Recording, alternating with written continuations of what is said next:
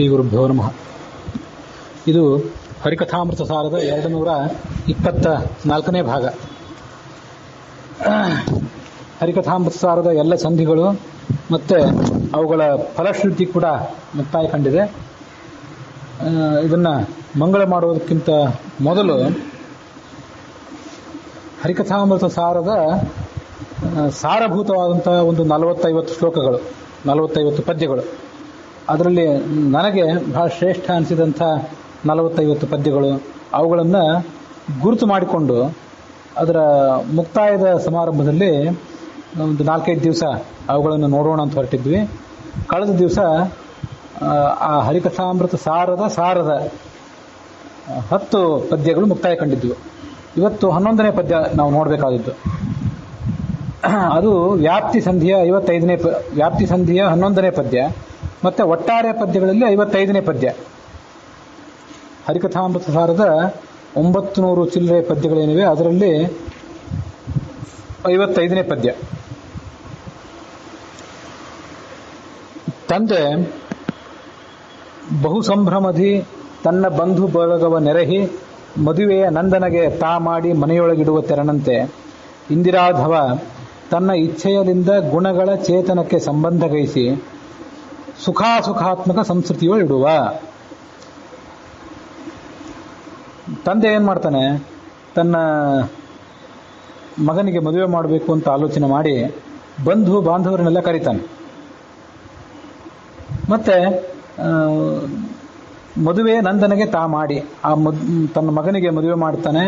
ಮಾಡಿ ಮನೆಯೊಳಗಿಡುವ ತೆರನಂತೆ, ನೀವಿಬ್ಬರು ಗಂಡ ಹೆಂಡತಿ ಮನೆಯೊಳಗೆ ಇನ್ನು ಮುಂದೆ ಗಾರ್ಹಸ್ಥ್ಯ ಜೀವನವನ್ನು ಪ್ರಾರಂಭ ಮಾಡಿರಿ. ಮನೆಯೊಳಗಿಡುವ ತೆರನಂತೆ, ಮನೆ ಅಂತಂದರೆ ತಾವಿರೋ ಮನೆಯೊಳಗೆ ಒಂದು ಕೋಣೆಯಲ್ಲಿ ಅವ್ರನ್ನ ಇಡ್ತಾನೆ ಅಂತ ಒಂದರ್ಥ. ಅದಷ್ಟೇ ಅಲ್ಲ, ಈ ಶಬ್ದದ ಸ್ವಾರಸ್ಯ ಇದು ಸಂಸ್ಕೃತದಲ್ಲಿ ಮಾತ್ರ ಸಾಧ್ಯ. ಮನೆ ಅಂದರೆ ಹೆಂಡತಿ ಕೂಡ.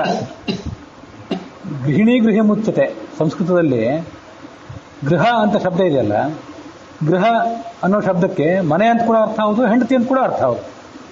ಅದೇ ಥರ ಆ ಸಂಸ್ಕೃತದ ಜ್ಞಾನ ಇದ್ದ ವ್ಯಕ್ತಿಯೇ, ಸಂಸ್ಕೃತ ಪೂರ್ಣವಾದ ಪಾಂಡಿತ್ಯ ಇದ್ದ ವ್ಯಕ್ತಿಯೇ ಈ ಶಬ್ದ ಪ್ರಯೋಗ ಮಾಡಿದ್ರಿಂದ ಇಲ್ಲಿ ಮನೆ ಅಂದರೆ ಒಂದು 4 ಕೋಣೆಗಳ ಮನೆಯೂ ಹೌದು, ಮತ್ತು ಮನೆ ಅಂದರೆ ಹೆಂಡತಿಯೂ ಹೌದು. ಗೃಹಿಣಿ ಗೃಹ ಮುಚ್ಚತೆ. ಆದ್ದರಿಂದ ಗೃಹಸ್ಥ ಅಂತಂದರೆ ಮನೆಯೊಳಗಿದ್ದವನು ಅಂತ ಅಷ್ಟೇ ಅರ್ಥ ಅಲ್ಲ. ಮನೆಯೊಳಗಿದ್ದವರಾದರೆ ಬ್ರಹ್ಮಚಾರಿಗಳು ಗೃಹಸ್ಥರೇ, ಇದ್ದವರೆಲ್ಲ ಗೃಹಸ್ಥರೇ. ಗೃಹಸ್ಥ ಅಂದರೆ ಹೆಂಡತಿಯ ಜೊತೆಗೆ ಇದ್ದವನು ಅಂತ ಅರ್ಥ. ಅದು ಬಹಳ ಸ್ವಾರಸ್ಯ. ಅದಕ್ಕೆ ಸಂಸ್ಕೃತದ ಆ ಶಬ್ದದ ನಿಷ್ಪತ್ತಿಗಳು ಮತ್ತು ವಿಗ್ರಹ ವಾಕ್ಯ, ಸಮಾಸ ವಾಕ್ಯ, ಅದನ್ನು ಯಾರು ನೋಡೋರಿದ್ರು ನೋಡಬೇಕು. ಸಾಮಾನ್ಯವಾಗಿ ಗೃಹಸ್ಥ ಅಂತಂದರೆ ಗೃಹೇ ತಿಷ್ಠತೀತಿ ಗೃಹಸ್ಥ, ಮನೆಯಲ್ಲಿ ಇರುವವನು ಅಂತ ಸಪ್ತಮಿ ವಿಭಕ್ತಿ. ಗೃಹೇ ಅಂತ ಸಪ್ತಮಿ ವಿಭಕ್ತಿ, ಅಲ್ಲಿ ಇದ್ದವನು ಗೃಹಸ್ಥ ಅಂತ ಕಾಣಿಸ್ತದೆ. ಆ ಥರ ಅಲ್ಲ, ಗೃಹೇಣ ತಿಷ್ಠತೀತಿ ಗೃಹಸ್ಥ. ಗೃಹೇಣ ತೃತೀಯ ವಿಭಕ್ತಿ ಅಂದರೆ ತನ್ನ ಹೆಂಡತಿಯ ಜೊತೆಗೆ ಇರುವವನು. ಇನ್ನು ಮುಂದೆ ಅವನು ಯಾವುದೇ ಕೆಲಸ ಮಾಡುವಾಗ ಧರ್ಮ, ಅರ್ಥ, ಕಾಮ, ಮೋಕ್ಷ, ಹೀಗೆ ಯಾವುದೇ ಕೆಲಸವನ್ನು ಅವನು ಮಾಡುವಾಗಲೂ ಕೂಡ ಹೆಂಡತಿಯ ಜೊತೆಗಿರ್ತಾನೆ. ಹೀಗೆ ತೃತೀಯ ವಿಭಕ್ತಿಯನ್ನು ತಗೊಂಡು ಗೃಹೇಣ ತಿಷ್ಠತೀತಿ ಗೃಹಸ್ಥ ಅಂತ ಸಮಾಸ ಮಾಡೋದು ಗೃಹೇ ತಿಷ್ಠತೀತಿ ಗೃಹಸ್ಥ ಅನ್ನೋದಕ್ಕಿಂತ ಹೆಚ್ಚು ಉಚಿತ. ಆ ಥರ ಮನೆಯೊಳಗಿಡುವ ತೆರದಿ ಅಂತಂದರೆ ಹೆಂಡತಿಯ ಜೊತೆಗೆ ಅವನನ್ನು ಇಡ್ತಾನೆ ತೆರನಂತೆ. ಇಂದಿರಾಧವ ತಾನೂ ಕೂಡ ದೊಡ್ಡ ಗೃಹಸ್ಥನೇ. ಅದನ್ನು ಭಗವಂತನೂ ದೊಡ್ಡ ಗೃಹಸ್ಥ ಅನ್ನೋದನ್ನು ಇಂದಿರಾಧವ ಅನ್ನೋ ಶಬ್ದದಿಂದ ಸೂಚನೆ ಮಾಡಿದರು. ಅವ್ಯಾಕೃತ ಗೃಹಸ್ಥಾಯ ರಮಾಪ್ರಣಯನೇ ನಮಃ ಅಂತ 12 ಸ್ತೋತ್ರ. ನಾವೆಲ್ಲ ಪ್ರಾಕೃತ ಗೃಹಸ್ಥರು. ಈ ಜನ್ಮಕ್ಕೆ ಒಂದು ಹೆಂಡತಿ, ಮತ್ತೊಂದು ಜನ್ಮಕ್ಕೆ ಮತ್ತೊಂದು ಹೆಂಡತಿ. ಆದರೆ ಆತ ಅನಾದಿ ಕಾಲದಿಂದ ಆ ಲಕ್ಷ್ಮೀದೇವಿ ಜೊತೆಗೆ ಇದ್ದವನು. ತನ್ನ ಇಚ್ಛೆಯಲಿಂದ, ಇದೆಲ್ಲ ಅವನ ಇಚ್ಛೆ, ಸಂಸಾರ ನಡಿಬೇಕಾದದ್ದೇ ಅವನ ಇಚ್ಛೆಯಿಂದಲೇ. ಅವನ ಇಚ್ಛೆ ಪಟ್ಟ ಅಂಥೇಳಿ ನಮಗೆ ಈ ಸ್ವರೂಪ ದೇಹಕ್ಕೆ ಲಿಂಗ ದೇಹ, ಅದಕ್ಕೆ ಅನಿರುದ್ಧ ದೇಹ, ಅದಕ್ಕೆ ಹೊರಗೆ ಬಾಹ್ಯ ದೇಹ, ಇಷ್ಟೆಲ್ಲ ಬಂದಿವೆ. ಇಚ್ಛೆಯಲಿಂದ ಗುಣಗಳ ಚೇತನಕ್ಕೆ ಸಂಬಂಧಗೈಸಿ, ಈ ಮೂಲ ಶುದ್ಧ ಸ್ವರೂಪವಾದ ಚೈತನ್ಯ ಇದೆಯಲ್ಲ, ಆ ಚೇತನಕ್ಕೆ ಸತ್ವ, ರಜಸ್, ತಮಸ್ ಅನ್ನುವಂಥ 3 ಗುಣಗಳನ್ನು ಆತ ಸಂಬಂಧಪಡುವಂತೆ ಮಾಡ್ತಾನೆ. ಈ ಪ್ರಾಕೃತಿಕ ಗುಣಗಳೇನಿವೆಯಲ್ಲ, ಪ್ರಾಕೃತಿಕ ಗುಣಗಳ ಸಂಬಂಧ ಅದಕ್ಕೆ ವಸ್ತುತಃ ಇಲ್ಲ. ಇಲ್ಲದೇ ಇದ್ರೂ ಕೂಡ ಆ ಸಂಬಂಧ ಬರುವಂತೆ ಆತ ಮಾಡ್ತಾನೆ. ಸಂಬಂಧ ಗೈಸಿ ಸುಖಾತ್ಮಕ ಸಂಸ್ಕೃತಿಯು ಇಡುವ. ಈ ಸಂಸಾರದಲ್ಲಿ ಅವರನ್ನ ದಬ್ಬಿ ಬಿಟ್ಟಿದ್ದಾನೆ, ಹೋಗ್ರಿ ಅಂತೇಳಿ. ಸಂಸಾರ ಅಂತದ್ದು ಅಂದ್ರೆ ಸುಖ ಅಸುಖ ಎರಡೂ ಕೂಡ ಅದರಲ್ಲಿ ಸಮ್ಮಿಶ್ರಗೊಂಡಿವೆ. ಅಶರೀರಸ್ಯ ಜೀವಸ್ಯ ಶರೀರೋತ್ಪತ್ತಿ ಕಾರಣಂ ಈಶ್ವರೇಚ್ಛಾ ಪ್ರಾಥಮಿಕಿ ವಿನಾತಾಂ ನಹಿ ಕಿಂಚನ ದ್ವಿತೀಯ ಪ್ರಕೃತಿ ಪ್ರೋಕ್ತ ತದ್ರೂಪಾ ಹಿ ಗುಣಾಸ್ತ್ರಯ ಅಂತ ಭಾಗವತ ತಾತ್ಪರ್ಯದಲ್ಲಿ ಆಚಾರ್ಯರು ಒಂದು ಶ್ಲೋಕವನ್ನು ಉದಾಹರಣೆ ಕೊಡ್ತಾರೆ.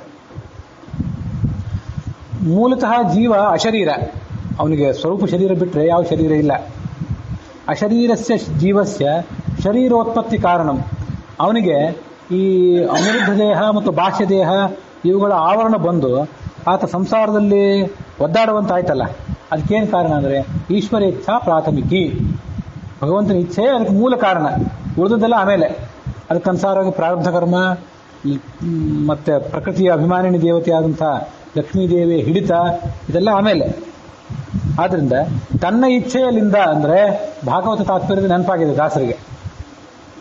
ಇಚ್ಛೆಯಲ್ಲಿಂದ ಗುಣಗಳ ಚೇತನಕ್ಕೆ ಸಂಬಂಧ ಗೈಸಿ, ಗುಣ ಅನ್ನೋ ಶಬ್ದಕ್ಕೆ ಯಾವತ್ತೊಂದು ವಿಶಿಷ್ಟವಾದ ಅರ್ಥ ಸಂಸ್ಕೃತದಲ್ಲಿರೋದನ್ನು ಹೇಳಿದ್ದೆ. ಗುಣ ಅಂದರೆ ಸತ್ವ ರಜಸ್ ತಮಸ್ ಅನ್ನುವಂಥ 3 ಗುಣಗಳನ್ನು, ಪ್ರಾಕೃತಿಕ ಗುಣಗಳನ್ನು ಈ ಜೀವನಿಗೆ ಹಗ್ಗದಂತೆ ಕಟ್ಟಿ ಅವ್ರನ್ನ ಬಿಟ್ಟು ಬಿಡ್ತಾನೆ ಅಂತ.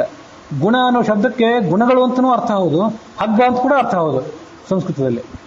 ಈ ಎಲ್ಲ ಗುಣ ಅನ್ನೋ ಶಬ್ದವನ್ನ ಗುಣ ಅನ್ನೋ ಅರ್ಥದಲ್ಲಿ ಮತ್ತೆ ಹಗ್ಗ ಅನ್ನೋ ಅರ್ಥದಲ್ಲಿ ಶ್ಲೇಷದ ರೂಪದಲ್ಲಿ ಅನೇಕ ಕಡೆ ಕಾವ್ಯದಲ್ಲಿ ಪ್ರಯೋಗ ಮಾಡಿರ್ತಾರೆ. ಆ ಥರ ಗುಣಗಳ ಚೇತನಕ್ಕೆ ಸಂಬಂಧ ಗೈಸಿ ಸತ್ವರಜಸ್ತಮೋ ಗುಣಗಳನ್ನು ಹಗ್ಗದಂತೆ ಇವನಿಗೆ ಕಟ್ಟಿ, ಸತ್ವಂ ರಜಸ್ತಮ ಇತಿ ಗುಣಾಹ ಪ್ರಕೃತಿ ಸಂಭವಾಹ ನಿಬದ್ಧಂತಿ ಮಹಾಬಾಹೋ ಅಂತ ಕೃಷ್ಣ ಅರ್ಜುನನಿಗೆ ಹೇಳಿದ ಮಾತು. ಈ ಸತ್ವ ರಜಸ್ತಮಸ್ ಅನ್ನುವಂಥ 3 ಗುಣಗಳು ಈ ಜೀವನನ್ನು ಕಟ್ಟಿ ಹಾಕಿವೆ, ಹಗ್ಗದಂತೆ ಕಟ್ಟಿ ಹಾಕಿವೆ. ಹಾಗೆಲ್ಲ ಗುಣ ಅಂತ ತಗೊಂಡಾಗ ಕೇವಲ ಸತ್ವರಜಸ್ತಮ 3 ಗುಣಗಳು ಪ್ರಕೃತಿಯ ಗುಣಗಳು ಅಂತ ಅಷ್ಟೇ ಅಲ್ಲ, ಅವು ಹಗ್ಗ ಆದ್ರಿಂದ ಕೂಡ ಗುಣಗಳು. ಸುಖಾತ್ಮಕ ಸಂಸ್ಕೃತಿಗಳು ಇಡುವ, ಹೀಗೆ ಅವರನ್ನ ಸಂಸಾರದಲ್ಲಿ ಬಿಟ್ಟು ಬಿಟ್ಟಿದ್ದಾನೆ, ನೀವಲ್ಲಿ ಅನುಭವಿಸ್ತಾ ಹೋಗ್ರಿ ಅಂತ ಹೇಳಿ.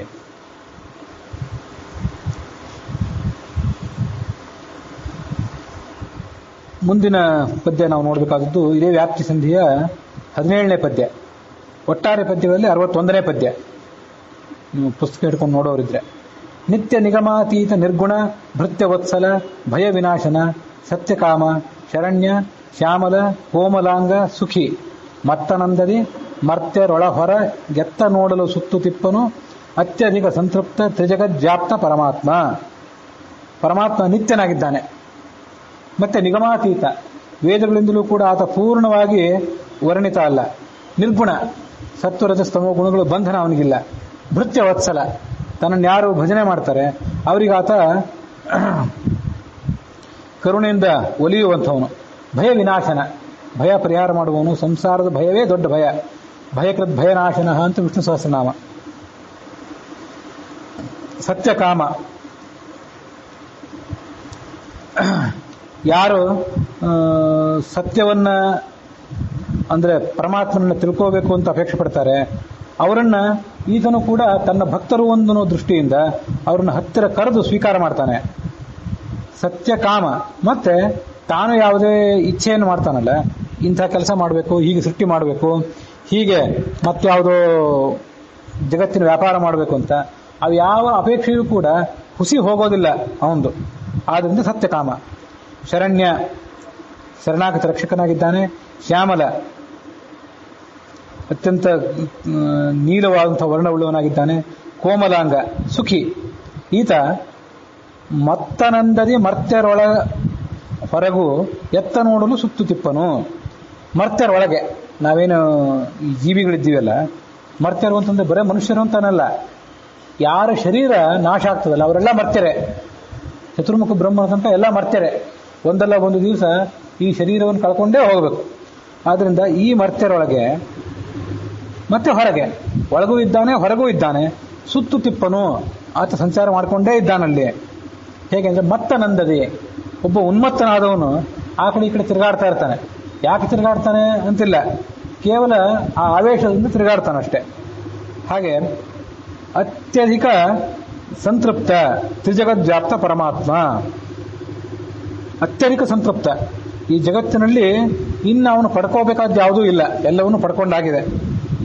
ತ್ರಿಜಗದ್ವ್ಯಾಪ್ತ, 3 ಲೋಕದಲ್ಲಿ ವ್ಯಾಪ್ತನೂ ಆಗಿದ್ದಾನೆ, ಪರಮಾತ್ಮನೂ ಆಗಿದ್ದಾನೆ.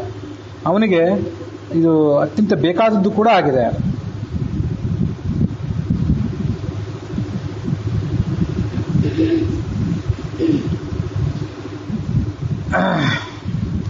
ಮುಂದಿನ ಪದ್ಯ ಅದೇ ವ್ಯಾಪ್ತಿ ಸಂಧಿಯ 19ನೇ ಪದ್ಯ. ಒಟ್ಟಾರೆ ಪದ್ಯಗಳಲ್ಲಿ 63ನೇ ಪದ್ಯ. ಅಣು ಮಹತ್ತಿನೊಳೆಪ್ಪ ಘನ ಪರಮಾಣುವಿನೊಳಗಡಗಿಸುವ ಸೂಕ್ಷ್ಮವ ಮುಣುಗಿಸುವ ತೇಲಿಸುವ ಸ್ಥೂಲಗಳನ್ನು ಅವನ ಮಾಯವಿದು. ಧನುಜ ರಾಕ್ಷಸರೆಲ್ಲರೂ ಇವನಳು ಮುನಿದು ಮಾಡುವುದೇನು ಉಲೂಖಲ ಖಲ ವನಕೆಗಳು ಧಾನ್ಯಗಳ ಹಣಿವಂದದಲ್ಲಿ ಸಂಹರಿಪ. ಇವನು ಅಣು ಪದಾರ್ಥಗಳಲ್ಲಿದ್ದಾನೆ. ಅತ್ಯಂತ ಸೂಕ್ಷ್ಮವಾದ ವಸ್ತುಗಳೇನಿವೆಯಲ್ಲ ಅಲ್ಲೂ ಈತ ಇದ್ದಾನೆ. ಅತ್ಯಂತ ಮಹತ್ತಾದದ್ದಿದೆಯಲ್ಲ ಅಲ್ಲೂ ಇದ್ದಾನೆ. ಅವನ ಮಹಿಮೆ ಅಂತದ್ದು ಅಂತಂದ್ರೆ ಅತ್ಯಂತ ದೊಡ್ಡವಾದಂತಹ ವಸ್ತುವನ್ನ ಅತ್ಯಂತ ಸೂಕ್ಷ್ಮವಾದ ವಸ್ತುವಿನಲ್ಲಿ ಅಡಗಿಸಿರ್ತಾನೆ. ನಮಗಿದು ಜಾದೂಗಾರರು ಮಾಡ್ತಿರ್ತಾರಲ್ಲ ಅಂಥದನ್ನೆಲ್ಲ ಮಾಡ್ತಾನೆ ಅಂತ ಹೇಳ್ತಾರೆ. ಘನ ಪರಮಾಣುವಿನೊಳಗೆ ಅಡಗಿಸುವ, ಅತ್ಯಂತ ದೊಡ್ಡ ವಸ್ತುವನ್ನ ಸಣ್ಣ ವಸ್ತುವಿನಲ್ಲಿ ಅಡಗಿಸಿರ್ತಾನೆ. ಅದು ಹೇಗೆ ಅಡಗಿಸಿಡೋದು ಅಂತಂದ್ರೆ, ಈ ಘನ ಅಂದ್ರೆ ಅತ್ಯಂತ ದೊಡ್ಡ ವಸ್ತು ಅಂದ್ರೆ ಆಕಾಶ ಅಂತ ಇಟ್ಕೊಳ್ಳೋಣ. ಆ ಆಕಾಶವನ್ನ ಪರಮಾಣುವಿನೊಳಗೆ ಅಡಗಿಸಿರ್ತಾನಂತೆ. ಪರಮಾಣುವಿನಂತ ಯಾವುದು? ತಾನೇ ಪರಮಾಣು. ಪರಮಾತ್ಮ ಅತ್ಯಂತ ಸಣ್ಣ ರೂಪವುಳ್ಳವನು ಹೌದು, ದೊಡ್ಡ ರೂಪವುಳ್ಳವನು ಹೌದು. ಆಕಾಶ ಎಲ್ಲಿದೆ, ಕಾಲ ಎಲ್ಲಿದೆ ಅಂತ ಹೀಗೇನಾದ್ರು ಪ್ರಶ್ನೆ ಮಾಡ್ಲಿಕ್ಕೆ ಹೋದ್ರೆ, ಆಕಾಶ ಕಾಲಗಳೆರಡೂ ಕೂಡ ಪರಮಾತ್ಮನಲ್ಲೇ ಇರಬೇಕಲ್ಲ. ಪರಮಾತ್ಮನ ವ್ಯಾಪ್ತ ರೂಪ ಎಲ್ಲ ಕಡೆ ಹೇಗಿದೆಯೋ ಹಾಗೆ ಅಣುರೂಪವೂ ಎಲ್ಲ ಕಡೆ ಇದೆ. ಆಕಾಶ ಪರಮಾತ್ಮನೊಳಗಿದೆ, ಕಾಲ ಪರಮಾತ್ಮನೊಳಗಿದೆ. ಅಣುರೂಪಿಯಾದಂತಹ ಪರಮಾತ್ಮನೊಳಗೆ ದೊಡ್ಡದಾದಂತಹ ಆಕಾಶ ಇದೆ. ಅದನ್ನ ಅತ್ಯಂತ ದೊಡ್ಡ ವಸ್ತುವನ್ನ ಅತ್ಯಂತ ಸೂಕ್ಷ್ಮವಾದಂತಹ ತನ್ನೊಳಗೆ ಅಡಗಿಸಿಟ್ಕೊಂಡಿದ್ದಾನೆ. ಇದು ಮಾತು ಇನ್ನೂ ಬೇರೆ ಬೇರೆ ಅರ್ಥಗಳನ್ನು ಸೂಚನೆ ಮಾಡುವಂಥದ್ದು. ಸುಮ್ಮನೆ ನನಗೆ ತಿಳಿದಂತ ಒಂದು ಅರ್ಥ ಹೇಳಿದೆ ಅಷ್ಟೇ. ಸೂಕ್ಷ್ಮ ವಸ್ತುವನ್ನ ಮುಳುಗಿಸ್ತಾನೆ ಮತ್ತು ಸ್ಥೂಲ ವಸ್ತುವನ್ನ ತೇಲಿಸಿ ಬಿಡ್ತಾನೆ. ಈ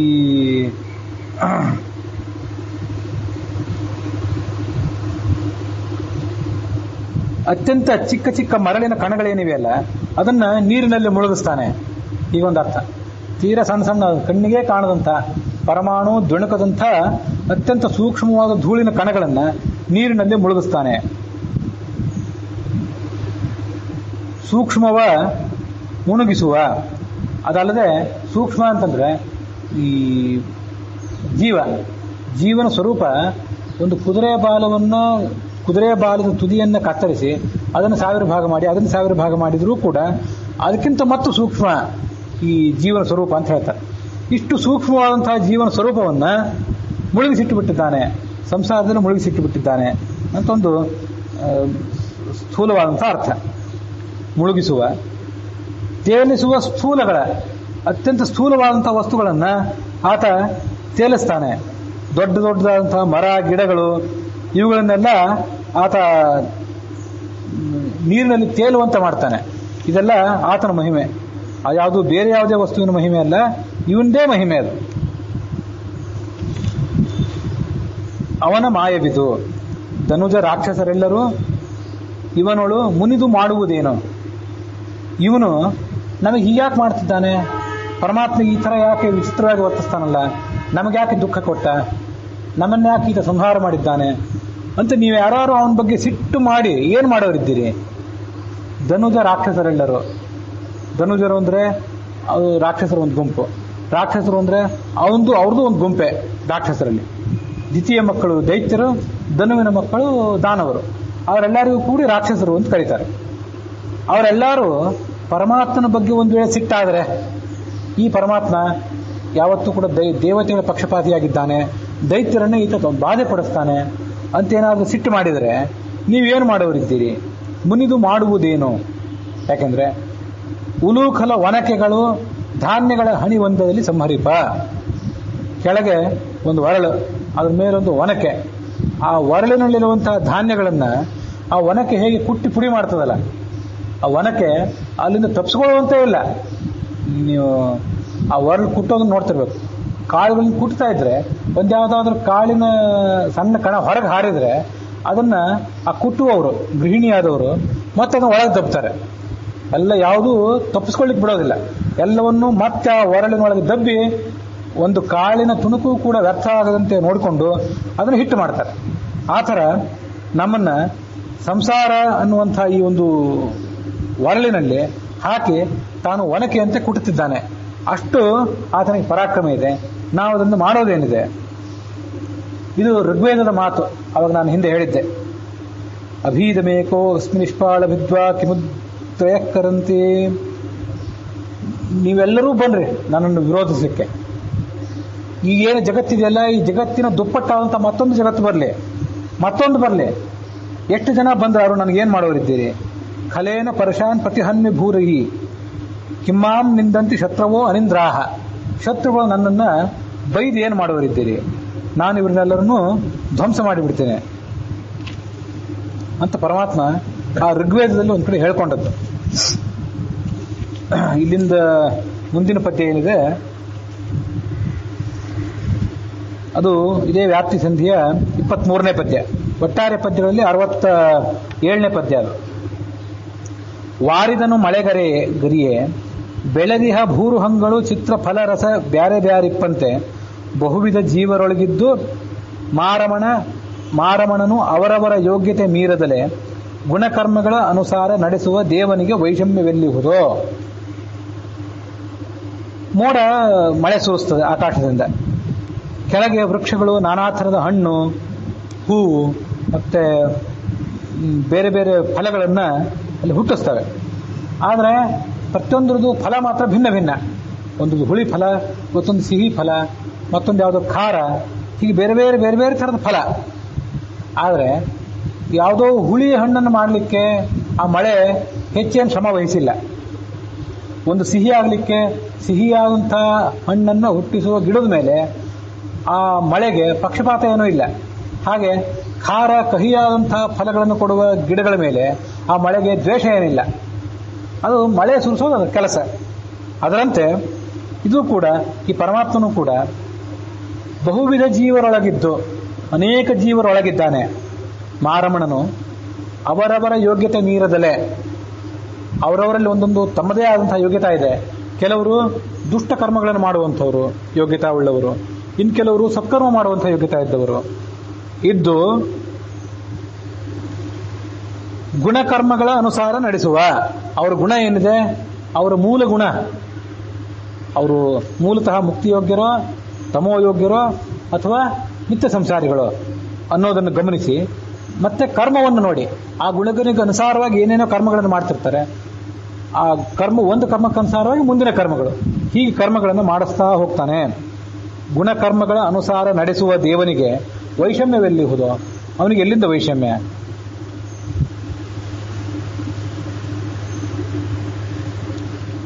ಇದನ್ನ ಉಪನಿಷತ್ತಿನಲ್ಲಿ ಕ್ಷುದ್ರ ಮಿಶ್ರಾಣೀವ ಬೀಜಾನಿ, ಈ ಜೀವರಳೆ ಏನಿದ್ದಾರಲ್ಲ, ನಾನಾ ಥರದ ಸಮ್ಮಿಶ್ರ ಬೀಜಗಳಿವು. ಒಂದಿಷ್ಟು ಜೀವಗಳನ್ನು ನೀವು ನಿಮ್ಮ ಕಣ್ಣು ಮುಂದೆ ನೋಡಿದರೆ ಕೆಲವರು ಅದರಲ್ಲಿ ಸಾತ್ವಿಕರಿದ್ದಾರೆ, ಕೆಲವರು ರಾಜಸರಿದ್ದಾರೆ, ಕೆಲವರು ತಾಮಸರಿದ್ದಾರೆ. ಹೀಗೆ ನಾನಾ ಥರದವರು ಇಲ್ಲೆಲ್ಲ ಇದ್ದಾರೆ. ಮೊನ್ನೆ ಒಬ್ರು ಕೇಳಿದರು, ಅಲ್ಲ ನಮ್ಮ ನಡುವೆ ಕೂಡ ರಾಕ್ಷಸರೆಲ್ಲರೂ ಹುಟ್ಟಿ ಬಂದಿರಬಹುದಾ ಅಂತ ಕೇಳಿದರು. ರಾಕ್ಷಸರು ಹುಟ್ಟಿ ಬಂದಿರಬಹುದು, ದೇವತೆಗಳು ಹುಟ್ಟಿ ಬಂದಿರಬಹುದು. ಹುಟ್ಟಿ ಬಂದವರು ತಾವು ದೇವತೆಗಳ ಅಂಶ ಅಂತ ಹೇಳ್ಕೊಳ್ಳೋದಿಲ್ಲ, ಸುಮ್ಮನೆ ಮೌನವಾಗಿ ತಮ್ಮ ಕೆಲಸ ತಾವು ಮಾಡ್ತಿರ್ತಾರೆ. ಹುಟ್ಟಿ ಬಂದವರು ಹಾಗೆ ರಾಕ್ಷಸರ ಯಾರಾಗಿ ಹುಟ್ಟಿ ಬಂದಿರ್ತಾರಲ್ಲ, ಅವರು ಕೂಡ ಕೆಲವು ಸರಿ ತಮಗೆ ಗೊತ್ತಿರೋದಿಲ್ಲ ಅವರಿಗೆ, ಮತ್ತು ಗೊತ್ತಿದ್ರು ಕೂಡ ಹೇಳ್ಕೊಳ್ಳೋದಿಲ್ಲ. ಮೌನವಾಗಿ ಜಗತ್ತನ್ನು ಹೇಗೆ ಹಾಳು ಮಾಡಬೇಕು ಅಂತ ತಮ್ಮ ಕೆಲಸ ಮಾಡ್ತಿರ್ತಾರೆ. ಹೀಗೆ ಮನುಷ್ಯರ ನಡುವೆಯೂ ಕೂಡ ರಾಕ್ಷಸರು ಹುಟ್ಟಿ ಬಂದಿರ್ತಾರೆ, ದೇವತೆಗಳು ಹುಟ್ಟಿ ಬಂದಿರ್ತಾರೆ. ಅವರೆಲ್ಲ ಇದ್ದವರೇ, ಮನುಷ್ಯ ಲೋಕದಲ್ಲೂ ಇದ್ದಾರೆ, ಎಲ್ಲಾ ಕಡೆಯೂ ಇದ್ದಾರೆ. ಶುದ್ಧ ಮಿಶ್ರಾಣಿ, ಅತ್ಯಂತ ಸಮ್ಮಿಶ್ರವಾದಂಥ ಸ್ವಭಾವವುಳ್ಳವರು, ಬೇರೆ ಬೇರೆ ರೀತಿಯಾದಂಥ ಪ್ರಭೇದವುಳ್ಳವರು ಈ ಜೀವರು ಅಂತ ಉಪನಿಷತ್ತು ಅವರನ್ನು ವರ್ಣನೆ ಮಾಡಿದೆ. ಮೀರದಲೆ ಗುಣಕರ್ಮಗಳ ಅನುಸಾರ ನಡೆಸುವ ದೇವನಿಗೆ ವೈಷಮ್ಯವೆಲ್ಲಿಹುದೋ? ಆದ್ದರಿಂದ ಯಾವತ್ತೂ ಕೂಡ ಜೀವಮಾನದಲ್ಲೇ ಮನುಷ್ಯನಿಗೆ ಎಂಥ ಕಷ್ಟ ಬಂದರೂ ನನಗ್ಯಾಕೆ ದೇವ್ರು ಹೀಗೆ ಮಾಡಿದ, ನಾನೆಲ್ಲ ಸರಿಯಾಗೇ ಇದ್ನಲ್ಲ, ನನಗ್ಯಾಕೆ ದೇವ್ರು ಹೀಗೆ ಮಾಡಿದ ಅಂತ ಮನುಷ್ಯನ ಬಾಯಿಂದ ಬರಬಾರ್ದು. ಯಾವ ಧರ್ಮದವರು, ಹಿಂದೂ ಧರ್ಮ ಇರಲಿ, ಬೌದ್ಧ ಧರ್ಮ ಇರಲಿ, ಜೈನ ಧರ್ಮ ಇರಲಿ, ಕ್ರೈಸ್ತರು ಇರಲಿ, ಮುಸಲ್ಮಾನರು ಇರಲಿ, ಯಾರ ಬಾಯಿಂದಲೂ ಹೀಗೆ ಬರಬಾರ್ದು. ಯಾಕೆಂತಂದ್ರೆ ಪ್ರತಿಯೊಬ್ಬರೂ ಕೂಡ ಆ ಭಗವಂತನ ಅಣತಿಗೆ ಒಳಪಟ್ಟವರು. ಭಗವಂತನಿಗೆ ತನ್ನದೇ ಆದಂತಹ ನೀತಿ ನಿಯಮಗಳಿವೆ. ಆತ ಅದಕ್ಕನುಸಾರವಾಗಿ ಯಾರಿಗೆ ಏನನ್ನು ಯಾವಾಗ ಕೊಡಬೇಕೋ, ಎಷ್ಟು ಕೊಡಬೇಕೋ ಅಷ್ಟು ಕೊಡ್ತಾ ಹೋಗ್ತಾನೆ. ಅದು ಜೀವನ ಯೋಗ್ಯತೆಗೆ ಅನುಸಾರವಾಗಿ ಕೊಡ್ತಾನೆ. ಆದ್ದರಿಂದ ನಾಳೆಲ್ಲ ಸರಿಯಾಗೇ ಇದ್ನಲ್ಲ, ಈ ದೇವರು ನನಗೆ ಹೀಗೆ ಯಾಕೆ ಮಾಡಿದ ಅಂತ ದೇವರ ಬಗ್ಗೆ ಆಕ್ಷೇಪ ಎಂದು ಕೂಡ ಸಲ್ಲದು. ವೈಷಮ್ಯ ಇಲ್ಲ ಅವನಿಗೆ. ಆದ್ರಿಂದ ಮುನಿದು ಮಾಡುವುದೇನಹುದು ಹಿಂದೆ ಬಂತು ಪದ್ಯ. ನೀವು ಅವನ ಮೇಲೆ ಸಿಟ್ಟಾಗಿ ಏನು ಮಾಡೋರಿದ್ದೀರಿ? ಏನು ಮಾಡುವಂತನೂ ಇಲ್ಲ. ಅವನ ಮಹಿಮೆಯನ್ನು ತಿಳ್ಕೊಂಡ್ರೆ ಸಂತೋಷ ಪಡ್ರಿ.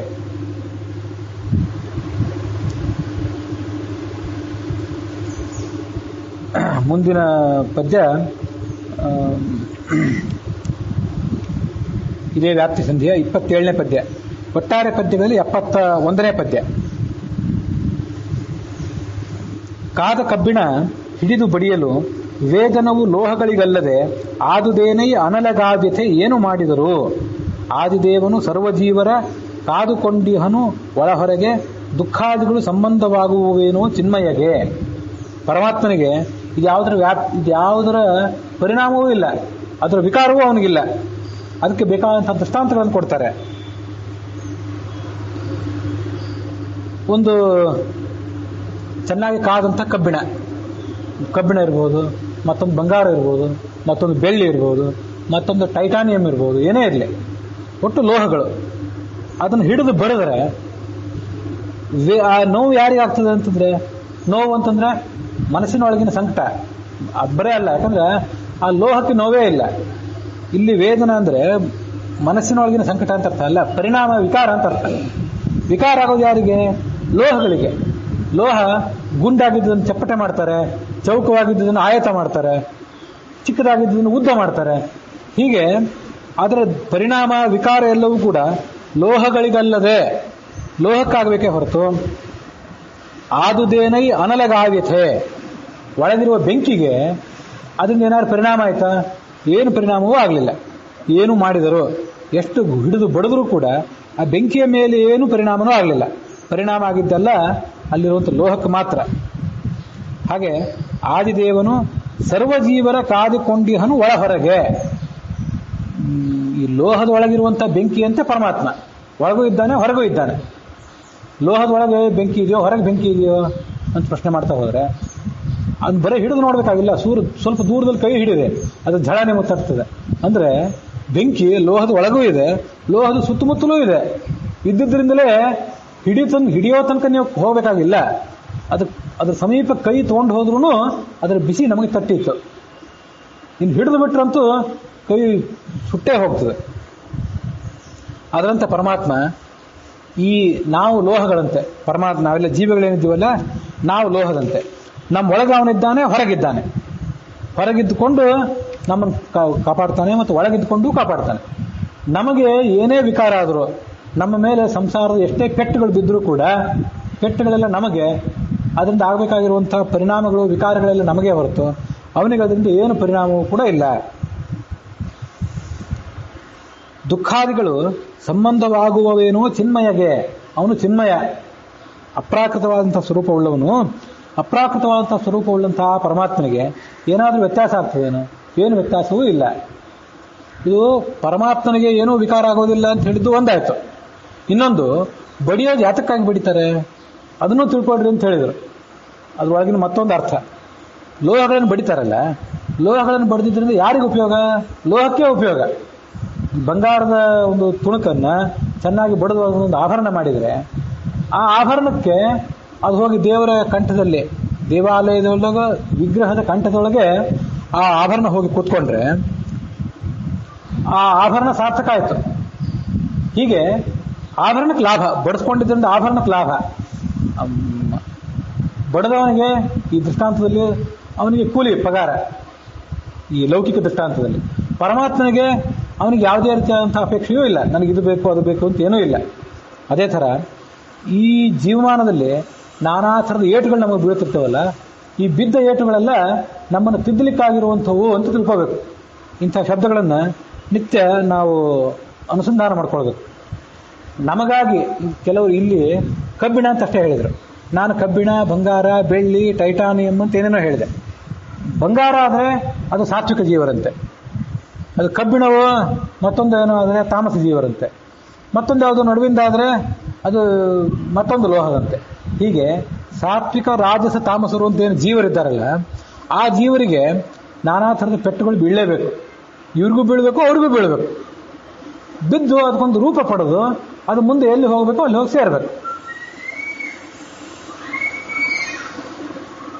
ಇದೆಲ್ಲ ಬೃಹದಾರಣ್ಯಕ ಉಪನಿಷತ್ನಲ್ಲಿ ವರ್ಣಿತ ಆಗಿದೆ. ಆವಾಗ ಉಪನಿಷತ್ತಿನ ಹಿನ್ನೆಲೆಯಲ್ಲಿ ಕೂಡ ನಾನು ಹೇಳಿದ್ದೆ. ಈಗ ಅದನ್ನು ಪ್ರತ್ಯೇಕವಾಗಿ ಮತ್ತೆ ಹೇಳಬೇಕಾಗಿಲ್ಲ.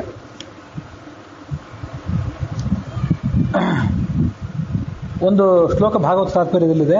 ಅದನ್ನು ನಾವು ನಿತ್ಯ ದುಃಖಗಳನ್ನು ಅನುಭವಿಸ್ತಾ ಇರ್ತೀವಲ್ಲ, ಆ ಸಂದರ್ಭದಲ್ಲಿ ನೆನಪು ಮಾಡ್ಕೋಬೇಕು. ಯಾವತ್ ಪರಮ ಭಕ್ತೈಸ್ತು ಭುಜ್ಯತೆ ದುಃಖ ಮುಲ್ಬಣಂ ತಾವನ್ಮುಕ್ತೌ ಸುಖೋದ್ರೇಕ ತತ್ರ ಚೇತ್ ಭಕ್ತಿವರ್ಧನಂ ಅಂತ. ಈ ಯಾವತ್ ಪರಮ ಭಕ್ತೈಸ್ತು ಭುಜ್ಯತೆ ದುಃಖ ಮುಲ್ಬಣಂ, ಪರಮಾತ್ಮನ ಅತ್ಯಂತ ಭಕ್ತರಾದವರು ಒಂದೇನಾದರೂ ತೀವ್ರವಾದ ದುಃಖವನ್ನು ಅನುಭವಿಸ್ತಾ ಇರ್ತಾರಲ್ಲ ಈ ಜಗತ್ತಿನಲ್ಲಿ, ಆವಾಗ ಅವರು ಏನು ಮಾಡಬೇಕು ಅಂತಂದರೆ, ಆವಾಗ ಪರಮಾತ್ಮನ ನೆನಪು ಮಾಡ್ಕೋಬೇಕು. ನಮಗೆ ಈ ಸುಖ ದುಃಖಾದಿಗಳನ್ನೆಲ್ಲ ಕೊಟ್ಟು ನಮ್ಮನ್ನು ಈ ರೀತಿಯಾಗಿ ಬಡಿದು ತಿಂತಾ ಇರುವನು ಪರಮಾತ್ಮ ನಮ್ಮ ಒಳಿತಿಗಾಗಿ. ಯಾಕಂದರೆ ತಾವನ್ ಮುಕ್ತವು ಸುಖೋದ್ರೇಕ, ನೀವು ಇಲ್ಲಿ ಎಷ್ಟು ಏಟು ತಿಂತೀರಿ ಅಷ್ಟು ಮುಕ್ತಿಯಲ್ಲಿ ಸುಖ ಹೆಚ್ಚಿದೆ ಅಂತ ಭಾಗವತ ತಾತ್ಪರ್ಯದ ಆ ಶ್ಲೋಕ ಹೇಳಿದೆ. ತತ್ರ ಚೇತ್ ಭಕ್ತಿವರ್ಧನಂ, ಅಲ್ಲಿ ಒಂದೇ ಕಂಡೀಷನ್, ನೀವು ಆ ದುಃಖವನ್ನು ಅನುಭವಿಸುವ ಸಂದರ್ಭದಲ್ಲಿ, ಸಂಸಾರದಲ್ಲಿ ತೊಳಲಾಡುವ ಸಂದರ್ಭದಲ್ಲಿ ಪರಮಾತ್ಮನ ಮಹಿಮೆಯನ್ನು ನೆನೆದು ಸಂತೋಷ ಪಡಬೇಕು. ಆದರೆ ನಮಗ್ಯಾಕೆ ಪರಮಾತ್ಮ ಹೀಗೆ ಮಾಡಿದ ಅಂತ ಸಿಟ್ಟು ಮಾಡಿಬಿಟ್ರೆ ಅದು ತಮೋ ಗುಣವುಳ್ಳವರ ಕೆಲಸ. ಹಾಗೆ ಮತ್ತೊಂದು ಭಾಗವತ ತಾತ್ಪರ್ಯದ ಶ್ಲೋಕ ಇದೆ, ನನಗೆ ಆ ಶ್ಲೋಕ ಈಗ ನೆನಪಿಗೆ ಬರ್ತಿಲ್ಲ. ಇದೆಲ್ಲವೂ ಪರಮಾತ್ಮನ ಮಹಿಮೆ ಅಂತ ತಿಳ್ಕೋಬೇಕು. ಪರಮಾತ್ಮನ ಮಹಿಮೆ ಅಂತ ತಿಳ್ಕೊಂಡು ಅವನಿಗೆ ಶರಣಾಗತರಾದರೆ ಅದರಿಂದ ಉದ್ಧಾರ, ಆ ದುಃಖದಿಂದ ಪಾರಾಗಿ ಉದ್ಧಾರ. ಇಲ್ಲ ಪರಮಾತ್ಮನನ್ನು ನಿಂದನೆ ಮಾಡಲಿಕ್ಕೆ ತೊಡಗಿದರೆ, ಮುನಿದರೆ ಪರಮಾತ್ಮನ ಬಗ್ಗೆ, ಅದರಿಂದ ನಾವು ಹಾಳಾಗ್ತೀವಿ ಅಷ್ಟೆ. ಹೀಗೆ ಅಂತಹ ಸಂದರ್ಭದಲ್ಲಿಯೂ ಕೂಡ ಜೀವನಾದವನು ಇದು ನನ್ನ ಉದ್ಧಾರಕ್ಕೆ ಕಾರಣವಾದಂಥ ತರಬೇತಿ ಅಂತ ತಿಳ್ಕೊಳ್ಬೇಕು. ಮುಂದಿನ ಪದ್ಯ ಅದೇ ವ್ಯಾಪ್ತಿ ಸಂಧಿಯ 28ನೇ ಪದ್ಯ. ಒಟ್ಟಾರೆ ಪದ್ಯಗಳಲ್ಲಿ 72ನೇ ಪದ್ಯ. ಮಳಲ ಮನೆಗಳ ಮಾಡಿ ಮಕ್ಕಳು ಕೆಲವು ಕಾಲದ ಲಾಡಿ ಮೋದದಿ ತುಳಿದು ಕೆಡಿಸುವ ತರದಿ ಲಕ್ಷ್ಮೀ ರಮಣ ಲೋಕಗಳ ಹಲವು ಬಗೆಯಲ್ಲಿ ನಿರ್ಮಿಸುವ ನಿಶ್ಚಲನು ತಾನಾಗಿದ್ದು ಸಲಹುವ ಎಲರುಣಿಯವೋಲ್ ನುಂಗುವ ಬಗೆ ನುಂಗುವಂಗೆಲ್ಲಿಹುದು ಸುಖ ದುಃಖ. ಪರಮಾತ್ಮ ಮಹಿಮೆ ಅಂಥದ್ದು, ಅದನ್ನ ಮತ್ತೊಂದ್ಸರಿ ಹೇಳ್ತಾರೆ. ಸೃಷ್ಟಿ, ಸ್ಥಿತಿ, ಪಾಲನೆ ಇದನ್ನೆಲ್ಲ ಮತ್ತೆ ಸಂಹಾರ ಇದನ್ನೆಲ್ಲ ಅವ್ನು ಮಾಡ್ತಾನಲ್ಲ, ಅವ್ನು ಮಾಡುವಾಗ ಏನು ಮಾಡ್ತಾನೆ ಅಂತಂದರೆ ಎಷ್ಟು ನಿರ್ಲಿಪ್ತನಾಗಿ ಮಾಡ್ತಾನೆ.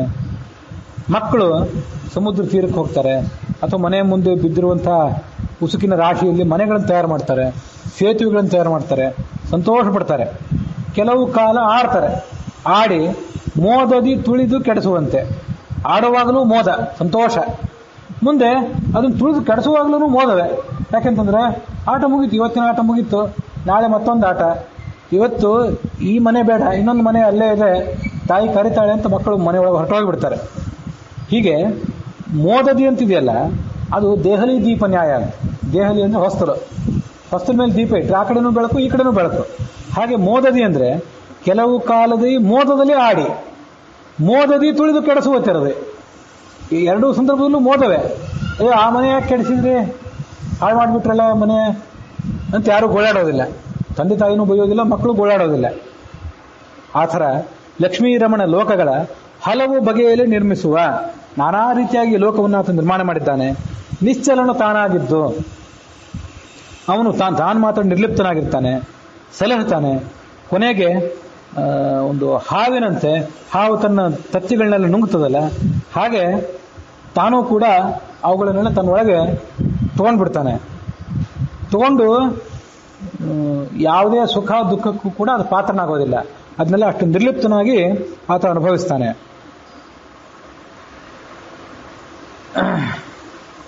ನಿಶ್ಚಲನು ತಾನಾಗಿದ್ದು ಸಲಹುವ ಎಲರುಣಿಯ ಓಲ್ ನುಂಗುವಗೆ ಎಲ್ಲಿಹುದೋ ಸುಖ ದುಃಖ. ಸುಖ ದುಃಖ ಯಾವುದೂ ಕೂಡ ಇಲ್ಲ. ಪ್ರತಿ ಕಲ್ಪದಲ್ಲೂ ಕೂಡ ಈ ಜಗತ್ತನ್ನು ಸೃಷ್ಟಿ ಮಾಡೋದು, ಮತ್ತು ಅದನ್ನು ಕೆಡಿಸೋದು, ಮತ್ತೆ ಸೃಷ್ಟಿ ಮಾಡೋದು, ಇದು ಆತನಿಗೊಂದು ಆಟ ಅಷ್ಟೇ.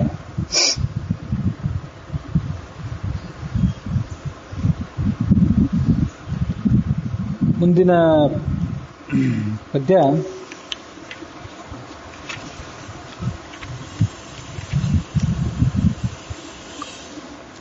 ಭೋಜನ ಸಂಧಿ, 4ನೇ ಭೋಜನ ಸಂಧಿ, ಅದರಲ್ಲಿ 3ನೇ ಪದ್ಯ.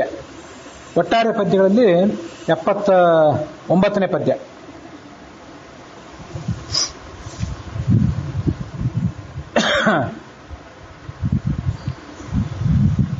ವಾರಿವಾಚ್ಯನು ವಾರಿಯೊಳಗಿದ್ದಾರು ರಸವೆಂದೆನಿಸಿ 36,000 ಸ್ತ್ರೀ ಪುರುಷ ನಾಡಿಯೊಳು ತದ್ರೂಪ ಧಾರಕನು ತಾನಾಗಿ ಸರ್ವ ಶರೀರಗಳಲ್ಲಿ ಅಹಚ್ಚ ರಾತ್ರಿ ವಿಹಾರ ಮಾಳ್ಪನು ಬೃಹತಿಯಂ ಸುನಾಮದಿಂ ಕರೆಸಿ. ಭಗವಂತ ವಾರಿ ಅಂತ ಶಬ್ದದಿಂದಲೂ ವಾಚ್ಯನಾಗಿದ್ದಾನೆ, ಎಲ್ಲಾ ಶಬ್ದದಿಂದಲೂ ಅವನೇ ವಾಚ್ಯ. ಅದರಂತೆ ವಾರಿ ಅನ್ನೋ ಶಬ್ದದಿಂದಲೂ ಅವನೇ ವಾಚ್ಯ. ನೀರಿನೊಳಗಿದ್ದಾನೆ. ಆ ನೀರಿನೊಳಗಿದ್ದು ನೀರಿನ ಗುಣಗಳು ಯಾವ ರಸ ಅಂತಿದೆಯಲ್ಲ, 6 ರಸಗಳು, ಅವೆಲ್ಲ ನೀರಿನ ಗುಣಗಳು. ಆ 6 ರಸಗಳಲ್ಲೂ ಅವನೇ ಇದ್ದಾನೆ. ಮತ್ತೆ ಸಿಹಿ, ಕಹಿ, ಒಗರು ಮತ್ತು ಹುಳಿ ಮೊದಲಾದ ರಸಗಳೇನಿವೆಯಲ್ಲ, ಆ ಎಲ್ಲ ಶಬ್ದಗಳಿಂದಲೂ ಅವನೇ ವಾಚ್ಯನಾಗಿದ್ದಾನೆ. ವಾಚ್ಯನಾಗಿದ್ದು 6 ರಸವೆಂದೆನಿಸಿ 36,000 ಸ್ತ್ರೀ ಪುರುಷ ನಾಡಿಯೋಳು, ಎಡಭಾಗದಲ್ಲಿ 36,000 ನಾಡಿ, ಬಲಭಾಗದಲ್ಲಿ 36,000 ನಾಡಿ, ಅಲ್ಲಿ 36,000 ಸ್ತ್ರೀ ರೂಪ, 36,000 ಪುರುಷ ರೂಪ. ಧಾರಕನು ತಾನಾಗಿ ಸರ್ವ ಶರೀರಗಳಲ್ಲಿ, ಎಲ್ಲಾ ಶರೀರದಲ್ಲೂ ಕೂಡ ಆತ ಕೆಲಸ ಮಾಡ್ತಿದ್ದಾನೆ. ಅದು ಹೇಗೆ? ಅಹಶ್ಚ ರಾತ್ರಶ್ಚ ವಿಹಾರ ಮಾಡ್ಪನು, ಹಗಲು ರಾತ್ರಿ ಆತ ವಿಹಾರ ಮಾಡ್ತಾ ಇದ್ದಾನೆ. ವಿಹಾರ ಮಾಡ್ಪನು ಹೇಗೆ ಅಂದ್ರೆ ಬೃಹತಿಯಂ ಸುನಾಮದಿಂ ಕರೆಸಿ. ಅವನಿಗೆ ಬೃಹತಿ ಎನ್ನುವಂತ ಹೆಸರು. ಬೃಹತ್ ಅಂದ್ರೆ ದೊಡ್ಡದು ಅಂತ ಅರ್ಥ, ಬ್ರಹ್ಮ ಅಂದ್ರೂ ದೊಡ್ಡದು ಅಂತ ಅರ್ಥ. ಹಾಗೆ ಬೃಹತಿ ಅಂತಂದ್ರೆ ಅವನು ಸ್ತ್ರೀರೂಪನಾದ್ದರಿಂದ ಬೃಹತಿ ಅಂತ ಅವನನ್ನು ಕರೀತಾರೆ. ಬೃಹತಿ ಅನ್ನೋದು ಛಂದಸ್ಸು ಹೌದು. ಬೃಹತಿ ಅಂತ ಅನ್ನೋದು ಸರಸ್ವತಿ ಭಾರತೀಯರಿಗೆ ವಾಚಕವಂತ ಶಬ್ದನೂ ಕೂಡ ಹೌದು. ಆ ಸರಸ್ವತಿ, ಭಾರತಿ ಮತ್ತು ಲಕ್ಷ್ಮೀದೇವಿ ಇವೆಲ್ಲರೂ ಬೃಹತಿ ಶಬ್ದವಾಚ್ಯರು. ಅವರೊಳಗಿರುವಂತಹ ಭಗವಂತನ ಸ್ತ್ರೀರೂಪ ಇದೆಯಲ್ಲ, ಅದಕ್ಕೂ ಕೂಡ ಬೃಹತಿ ಅಂತ ಹೆಸರು. ಯಾಕೆಂದ್ರೆ ಅದನ್ನ ಬೃಹದಾರಣ್ಯಕ ಉಪನಿಷತ್ತು ಏಷವು ಏವ ಬೃಹಸ್ಪತಿ ವಾಗ್ವೈ ಬೃಹತಿ ತಸ್ಯಾ ಏಷ ಪತಿ ತಸ್ಮಾದು ಬೃಹಸ್ಪತಿ ಅಂತ ವರ್ಣನೆ ಮಾಡಿದೆ. ಇವನೇ ಬೃಹಸ್ಪತಿ. ಯಾರು ಇವನೇ ಬೃಹಸ್ಪತಿ? ಯಾಕೆ ಇವನು ಬೃಹಸ್ಪತಿ ಅಂದ್ರೆ ವಾಗ್ವೈ ಬೃಹತಿ, ವಾಕ್ಗೆ ವಾಗಭಿಮಾನಿ ದೇವತೆಯೇ, ವಾಂಗ್ನಿಯಾಮಕ ದೇವತೆಯೇ ಬೃಹತಿ. ಆ ಬೃಹತಿಗೆ ಇವನು ಪತಿ ಆದ್ರಿಂದ ಇವನು ಬೃಹಸ್ಪತಿ ಆಯ್ತು. ಏಷವು, ಅದಕ್ಕೆ ಉಪನಿಷತ್ತುಗಳಿಗೆ ಸಹಜವಾಗಿ 3 ಅರ್ಥ. ನಾವು 2 ಅರ್ಥ ಅದು ನೋಡ್ಬೇಕಲ್ಲ. ವಾಗ್ವೈ ಬೃಹತಿ, ವಾಕಿಗೆ ಅಭಿಮಾನಿ ದೇವತೆ ಆದಂತಹ ಸರಸ್ವತಿ ಭಾರತೀಯರಿದ್ದಾರಲ್ಲ, ಅವರೇ ಬೃಹತಿಯರು. ತಸ್ಯಾ ಏಷ ಪತಿ, ಅವಳಿಗೆ ಆ ಸರಸ್ವತಿ ಭಾರತೀಯರಿಗೆ ಇವನು ಗಂಡ ಅಂದ್ರೆ ಚತುರ್ಮುಖ ಮತ್ತು ಮುಖ್ಯ ಪ್ರಾಣರು, ಆದ್ರಿಂದ ಇವರಿಗೆ ಬೃಹಸ್ಪತಿ ಅಂತ ಹೆಸರು. ವಾಗ್ವೈ ಬೃಹತಿ 2ನೇ ಅರ್ಥ. ವಾಕ್ ಅಂದ್ರೆ ಲಕ್ಷ್ಮೀದೇವಿ, ಆ ಲಕ್ಷ್ಮೀದೇವಿಯೇ ಬೃಹತಿ, ಅವಳಿಗೆ ಇವನು ಗಂಡ ಆದ್ರಿಂದ ಪರಮಾತ್ಮನೇ ಬೃಹತಿ. ಆ ಪರಮಾತ್ಮನಿಗೆ ಲಕ್ಷ್ಮೀದೇವಿಯ ಬೃಹತಿ ಶಬ್ದವಾಚ್ಯರಾದ್ರಿಂದ ಪರಮಾತ್ಮನಿಗೆ ಬೃಹಸ್ಪತಿ ಅಂತ ಹೆಸರು. 2 ಅರ್ಥ ಆಯ್ತು. ಮೊದಲನೇ ಸಂದರ್ಭದಲ್ಲಿ ವಾಕ್ ಅಂದ್ರೆ ಸರಸ್ವತಿ ಭಾರತೀಯರು, ಅವರ ಗಂಡಂದರು ಮುಖ್ಯ ಪ್ರಾಣ ಮತ್ತು ಚತುರ್ಮುಖವರು, ಅವರು ಅದರಿಂದ ಅವ್ರಿಗೆ ಬೃಹಸ್ಪತಿ ಅಂತ ಹೆಸರು. 2ನೇ ಅರ್ಥದಲ್ಲಿ ವಾಕ್ ಅಂತಂದ್ರೆ ಲಕ್ಷ್ಮೀದೇವಿ ಅಂತ ಅರ್ಥ, ಅವಳೇ ಬೃಹತಿ, ಅವಳಿಗೆ ಇವಳು ಗಂಡನಾದ್ರಿಂದ ಇವನು ಗಂಡ ಆದ್ರಿಂದ ಇವನು ಬೃಹಸ್ಪತಿ ಅಂತ ಹೆಸರು. 3ನೇ ಅರ್ಥ ಏನು ಅಂತಂದ್ರೆ ಇವನೇ ವಾಕ್, ಪರಮಾತ್ಮನೇ ವಾಕ್. ಮೊದಲು ವಾಕ್ ಅಂದ್ರೆ ಸರಸ್ವತಿ ಭಾರತಿ, ಆಮೇಲೆ ವಾಕ್ ಅಂದ್ರೆ ಲಕ್ಷ್ಮೀದೇವಿ, ಕೊನೆಯದಾಗಿ ಇವರೆಲ್ಲರಿಗಿಂತ ಮುಖ್ಯ ವಾಕ್ ಯಾರು ಅಂತಂದ್ರೆ ಪರಮಾತ್ಮನೇ ವಾಕ್. ಏಷವೋ ಏವ ಬೃಹಸ್ಪತಿ ವಾಗ್ವೈ ಬೃಹತಿ, ಪರಮಾತ್ಮ ತಾನೇ ವಾಕ್ ಶಬ್ದವಾಚ್ಯನಾಗಿ ತಾನೇ ಬೃಹತಿ ಶಬ್ದವಾಚ್ಯನಾಗಿದ್ದಾನೆ. ತಸ್ಯಾ ಏಷ ಪತಿ, ತನ್ನ ಸ್ತ್ರೀ ರೂಪಕ್ಕೆ ತಾನೇ ಗಂಡನಾಗಿದ್ದಾನೆ, ಅವನೇ ವಿಹಾರ ಮಾಡೋದಲ್ಲ, ಅದು ಬೇಕಾದ ಕಡೆ ಬಂದಾಗಿದೆ ಹಿಂದೆ. ಹೀಗೆ ಉಪನಿಷತ್ತಿಗೆ 3 ಅರ್ಥ ಆಗೋಯ್ತು. ಹೀಗೆ ಒಂದು ಚತುರ್ಮುಖ ಮುಖ್ಯ ಪ್ರಾಣರ ಪರವಾಗಿ, ಸರಸ್ವತಿ ಭಾರತೀಯರ ಗಂಡಂದರಾದಂತಹ ಚತುರ್ಮುಖ ಮುಖ್ಯ ಪ್ರಾಣರ ಪರವಾಗಿ ಒಂದರ್ಥ, ಲಕ್ಷ್ಮೀದೇವಿಯ ಗಂಡ ಪರಮಾತ್ಮ ಅಂತ 2ನೇ ಅರ್ಥ. ತನಗೆ ಈ ಲಕ್ಷ್ಮೀದೇವಿ ಒಳಗಿರುವಂತಹ ಸ್ತ್ರೀರೂಪ ಹೊಂದಿದೆ, ಅದಕ್ಕೆ ತಾನು ಪತಿ. ಹಾಗಾಗಿ ವಾಕ್ ಅಂದ್ರೆ ಅವನೇ ಅನ್ನುವಂಥ ಮತ್ತೊಂದರ್ಥ.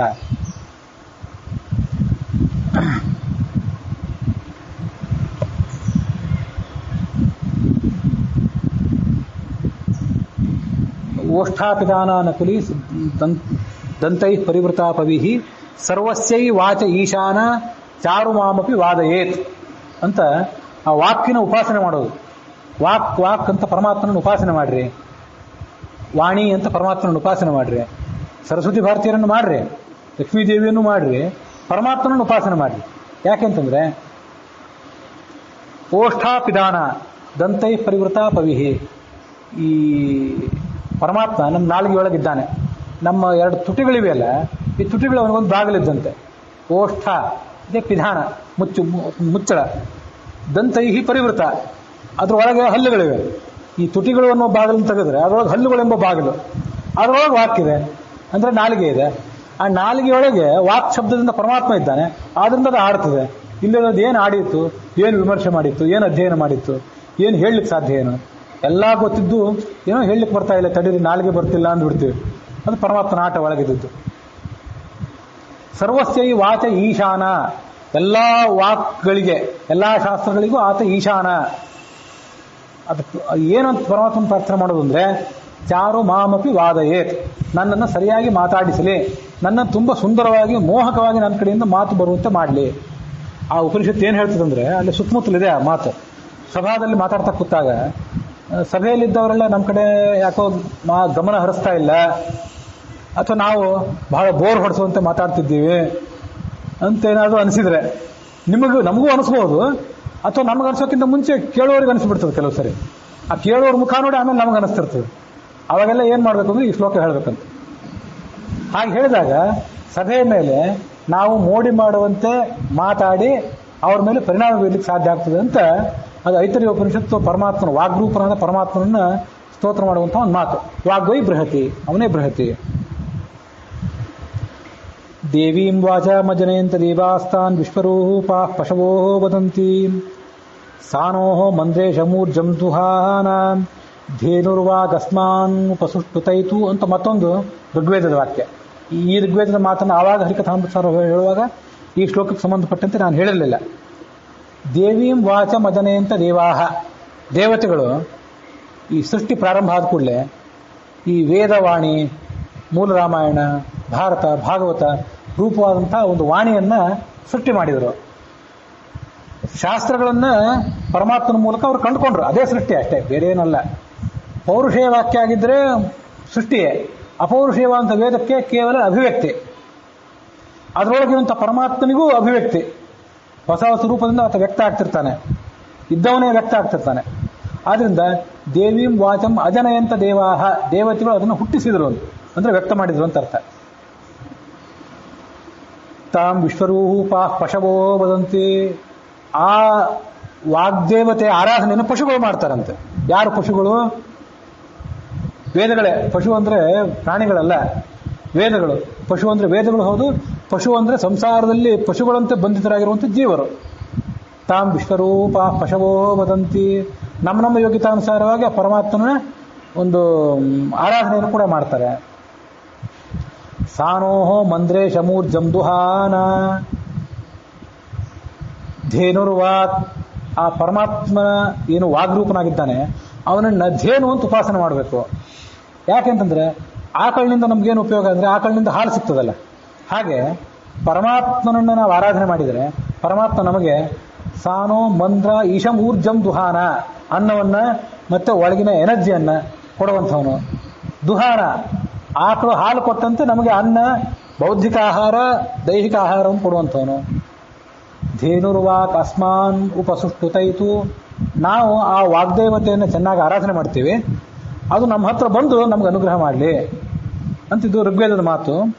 ಅದು ಈ ಶೌನಕರು ಅನ್ನುವಂಥವ್ರು ಪ್ರಾಚೀನರು, ಬಹಳ ಪ್ರಾಚೀನರು, ಎಷ್ಟು ಪ್ರಾಚೀನರು ಅಂತ ಗೊತ್ತಿಲ್ಲ. ಅಂತೂ ಅವ್ರು ಬರೆದಂಥ ಋಗ್ವಿಧಾನ ಅಂತ ಒಂದು ಗ್ರಂಥ ಇದೆ.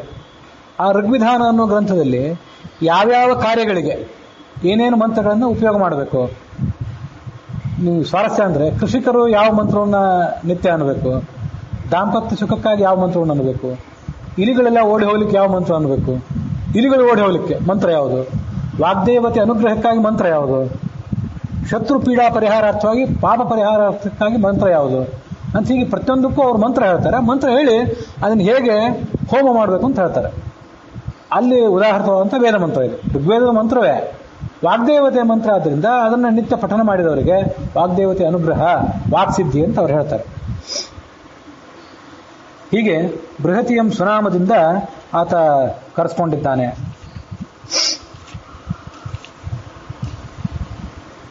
ಮುಂದಿನ ಪದ್ಯ ಇದೇ ಭೋಜನ ಸಂಧಿ. ಅದರಲ್ಲಿ 12ನೇ ಪದ್ಯ, ಒಟ್ಟಾರೆ ಪದ್ಯಗಳಲ್ಲಿ 88ನೇ ಪದ್ಯ. ಈ ಪರಿಯಲ್ಲಿ ಅರಿತುಂಬ ನರ ನಿತ್ಯೋಪವಾಸಿ ನಿರಾಮಯನು ನಿಷ್ಪಾಪಿ ನಿತ್ಯ ಮಹಾಸುಯಜ್ಞಗಳನ್ನು ಆಚರಿಸಿದವನು. ಇಲ್ಲಿ ತನಕ ಎಲ್ಲ ಭೋಜನ ಹೇಗೆ ಮಾಡಬೇಕು ಅಂತ ಹೇಳಿದರು. ಹೇಳಿ ಆ ಥರ ತಿಳ್ಕೊಂಡು ಯಾರು ನರ ಯಾವ ಮನುಷ್ಯ ಊಟ ಮಾಡ್ತಾನಲ್ಲ, ನಿತ್ಯ ಉಪವಾಸ ಮಾಡಿ ಭಗವಂತನ ಆರಾಧನೆ ಮಾಡಿದ್ರೆ ಫಲ ಅವನಿಗೆ. ಉಪವಾಸ ಮಾಡಲಿಕ್ಕೆ ಆಗದೇ ಇರ್ಬೋದು ನಿಮಗೆ, ಹೀಗಾದರೂ ಮಾಡಿರಿ.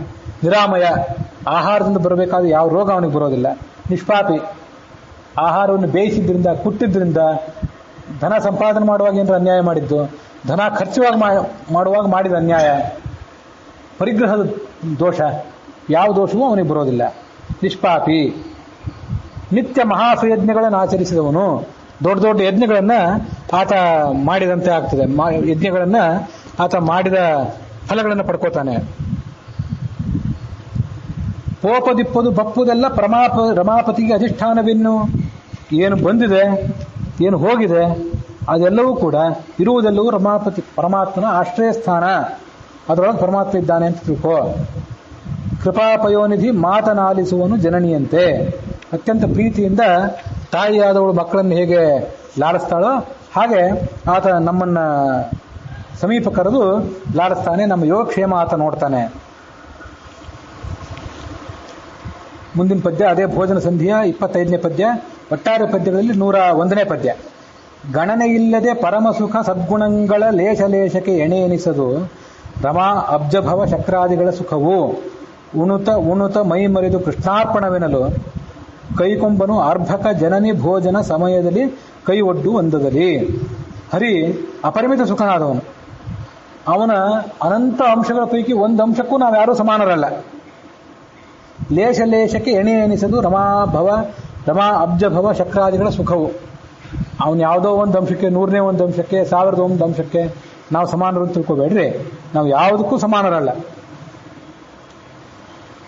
ಇದನ್ನೆಲ್ಲ ನಾವು ಊಟ ಮಾಡುವಾಗ ನಿತ್ಯ ಇದನ್ನು ಅನುಸಂಧಾನ ಮಾಡಬೇಕು. ವಿಷಯಾನುಭವ ಮಾಡುತ್ತಾ ಮೈ ಮರೆತು ನಿತ್ಯ ಕೃಷ್ಣಾರ್ಪಣ ಅಂತ ಅವನಿಗೆ ಅರ್ಪಣೆ ಮಾಡಬೇಕು. ನಿತ್ಯ ತೀರ್ಣಾಯಾಶನಾದಿ ಏಕ ಏವ ಹರಿ ಸ್ವಯಂ ಅಶನಾಯಾರಿಕಾನನ್ಯೇ ತತ್ಪ್ರಸಾದ ತರಂತಿ. ಬ್ರಹ್ಮಸೂತ್ರ ಭಾಷ್ಯದಲ್ಲಿ ಆಚಾರ್ಯರು ಪದ್ಮಪುರಾಣದ ಶ್ಲೋಕವನ್ನು ಉದಾಹರಣೆ ಕೊಡ್ತಾರೆ. ನಿತ್ಯ ಹಸಿವು ಬಾಯಾರಿಕೆಯನ್ನು ದಾಟಿದವನು ಅವನೊಬ್ಬನೇ, ಬೇರೆ ಯಾರೂ ಇಲ್ಲ. ನಾವು ಅವನ ಅನುಗ್ರಹದಿಂದ ಈ ಹಸಿವು ನೀರಡಿಕೆ ಮೊದಲಾದವುಗಳನ್ನು ದಾಟ್ತೇವೆ. ಇದನ್ನ ಊಟ ಮಾಡುವಾಗ, ನೈವೇದ್ಯ ಮಾಡುವಾಗ ಈ ಶ್ಲೋಕಗಳನ್ನು ಹೇಳಬೇಕು. ನಂದೊಂದು ಸುಮ್ಮನೆ ಒಂದು ಆಲೋಚನೆ. ನಾವೀಗ ನೈವೇದ್ಯ ಮಾಡುವಾಗೆಲ್ಲ ದ್ವಾದಶ ಸ್ತೋತ್ರಗಳನ್ನು ಹೇಳ್ತೇವೆ. ದ್ವಾದಶ ಸ್ತೋತ್ರ ಹೇಳೋದು, ದ್ವಾದಶ ಸ್ತೋತ್ರ ಆಚಾರ್ಯರು ರಚನೆ ಮಾಡಿದಂಥ ಸ್ತೋತ್ರ ನೈವೇದ್ಯ ಕಾಲದಲ್ಲಿ ಪಠನೆ ಮಾಡುವ ಸಂಪ್ರದಾಯ. ಅದಲ್ಲದೆ ಆಚಾರ್ಯರೇ ಬ್ರಹ್ಮಸೂತ್ರ ಭಾಷ್ಯದಲ್ಲಿ, ಅನುವ್ಯಾಖ್ಯಾನದಲ್ಲಿ, ಪದ್ಮಪುರಾಣಾದಿ ಪುರಾಣಗಳಿಂದ ಕೆಲವು ಶ್ಲೋಕಗಳನ್ನು ಕೋಟ್ ಮಾಡ್ತಾರೆ. ಆ ಪರಮಾತ್ಮ ಹೇಗೆ ತಿಂತಾನೆ, ಹೇಗೆ ಉಣ್ತಾನೆ, ಅವನು ಶುಭಸಾರ ಭೋಕ್ತ ಅಂತೆಲ್ಲ ಹೇಳುವ ಶ್ಲೋಕಗಳು. ಅಂತ ಒಂದು 2-3 ಶ್ಲೋಕಗಳಿವೆ. ಸಮಯ ಆಗಿದ್ದರಿಂದ ನಾನು ಎಲ್ಲಾನು ಹೇಳ್ತಿಲ್ಲ. ಒಂದು ದಿವಸ ಒಂದೊಂದು ಶ್ಲೋಕ ಆದರೂ ಅದ್ರ ಪೈಕಿ ಒಂದು ಇವತ್ತು ಹೇಳಿದೆ. ನಿತ್ಯ ತೀರ್ಣಾಯಾಶನಾದಿಹಿ, ಹಸಿವು ನೀರಡಿಕೆಯನ್ನು ಯಾವತ್ತೂ ದಾಟಿದವನು ಅಂದ್ರೆ ಅವನೊಬ್ಬನೇ. ನಾವೆಲ್ಲರೂ ಅವನ ಅನುಗ್ರಹದಿಂದ ಹಸಿವು ನೀರಡಿಕೆ ಸಂಸಾರವನ್ನು ದಾಟಬೇಕಾದವರು ಅಂತ ದ್ವಾದಶ ಸ್ತೋತ್ರದ ಜೊತೆಗೆ ಇಂಥ ಕೆಲವನ್ನು ಹೇಳೋದನ್ನ ರೂಢಿಸ್ಕೋಬೇಕು.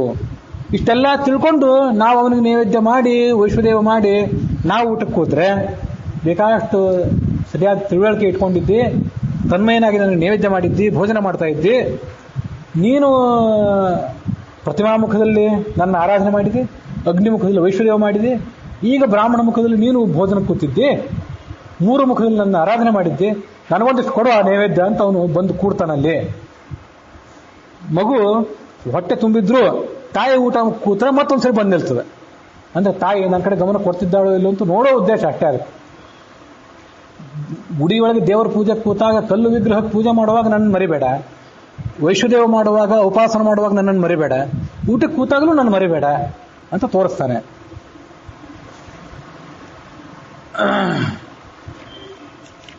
ಇನ್ನೊಂದು ಪದ್ಯ ಇವತ್ತಿನ ನೋಡ್ಬೇಕು.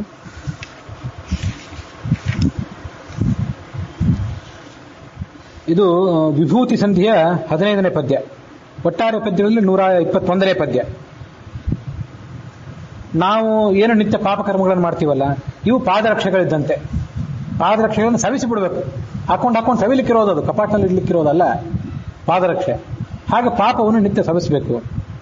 ನಿತ್ಯ ಏನು ಪುಣ್ಯಕರ್ಮ ಮಾಡ್ತೀವಲ್ಲ, ಅದೆಲ್ಲ ಗಂಧ ಇದ್ದಂತೆ ಪರಮಾತ್ಮನಿಗೆ. ಶಾಸ್ತ್ರ ಚಿಂತನೆಯೇ ಶ್ರೀ ತುಳಸಿ. ಪರಮಾತ್ಮನಿಗೆ ಗರ್ಭಗುಡಿಯಲ್ಲಿ ಗಂಧ, ತುಳಸಿ, ಪಾದರಕ್ಷೆ ಅಂತ ಹೀಗೆಲ್ಲ ಏನು ಅರ್ಪಣೆ ಮಾಡ್ತಿರ್ತೀವಲ್ಲ, ಅಲ್ಲಿ ಅರ್ಪಣೆ ಅದು ಒಂದು ಸರಿಯೇ. ಇವನ್ನೂ ಅರ್ಪಣೆ ಮಾಡಬೇಕು ನಿತ್ಯ ನಾವು ಮಾಡೋದನ್ನ. ಮನಸ್ಸಿನಲ್ಲಿ ನಾನಾ ಥರದ ಆಲೋಚನೆಗಳನ್ನು ಮಾಡಬೇಕು. ಇವೆಲ್ಲ ಪುಷ್ಪ ಆಗಿರಬೇಕು. ಮನಸ್ಸಿನಲ್ಲಿ ಕೆಟ್ಟ ಆಲೋಚನೆ ಮಾಡ್ಲಿಕ್ಕೆ ಸಾಧ್ಯ ಆಗೋದಿಲ್ಲ. ಹೀಗಾದರೆ ಪರಮಾತ್ಮನಿಗೆ ಅರ್ಪಣೆ ಮಾಡಬೇಕಾಗಿದೆ. ಕೆಟ್ಟ ಆಲೋಚನೆ ಮಾಡಿ ಅದನ್ನು ಪರಮಾತ್ಮನಿಗೆ ಅರ್ಪಣೆ ಮಾಡೋದು ಯೋಗ್ಯ ಆಗಲಿಕ್ಕಿಲ್ಲ. ಬೇಡ ಅಂತ ಒಳ್ಳೆ ಆಲೋಚನೆ ಮಾಡುವ ಪ್ರವೃತ್ತಿ ಅದರಿಂದ ಬೆಳೀತದೆ. ಕೋಪವೇ ಧೂಪ. ಒಂದು ವೇಳೆ ಕೋಪ ಬಂದರೆ ಬರೋಲ್ಲ, ನಮಗೆಲ್ಲ ಬರೋದೇ ಇಲ್ಲ ಅಂತ ಏನಿಲ್ಲಲ್ಲ, ಬಂದರೆ ಅದನ್ನು ಸುಟ್ಟು ಪರಮಾತ್ಮನಿಗೆ ಆರಾಧನೆ ಮಾಡಿಬಿಡ್ಬೇಕು.